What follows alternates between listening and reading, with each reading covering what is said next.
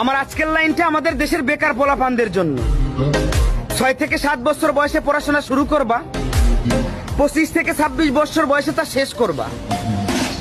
এবার মা বাবার কাছে পর্যাপ্ত পরিমাণ টাকা না থাকায়, অফিসে মামা খালু না থাকায় বছরের পর বছর ঘুরেও চাকরি মিলতেছে না।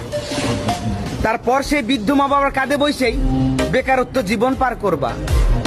অন্যদিকে শখের মানুষের বিয়ে হয়ে যাচ্ছে, তার বাড়ি থেকে বলতেছে পোলায় কি করে। পোলায় এখন গ্রাজুয়েশন কমপ্লিট করে বর্তমান মা বাবার কাঁধে বসে বেকারত্ব জীবন পার করতেছে। এমন একটা ছেলের সাথে আমার মতো অভিভাবক হলেও আমি ডিরেক্ট রিজেক্ট করে দেবো, কখন আমার মেয়েকে বিয়ে দেবো না। তারপর রাস্তায় রাস্তায় স্যাড সং শুনবা আর ডেন্ডি খায় বেড়াইবা। আমি বলি কি, পড়াশোনা অনেক হয়েছে, এবার বাদ দাও। আজকেই পাসপোর্ট অফিসে যাওয়ার একটা পাসপোর্ট বানাও, 10 বছরের মিশনে প্রবাস জীবনকে বেছে নাও। দেখবা 2 বছর যেতে কি না যেতেই তোমার বাড়িতে একটা বিল্ডিং হয়ে গেছে।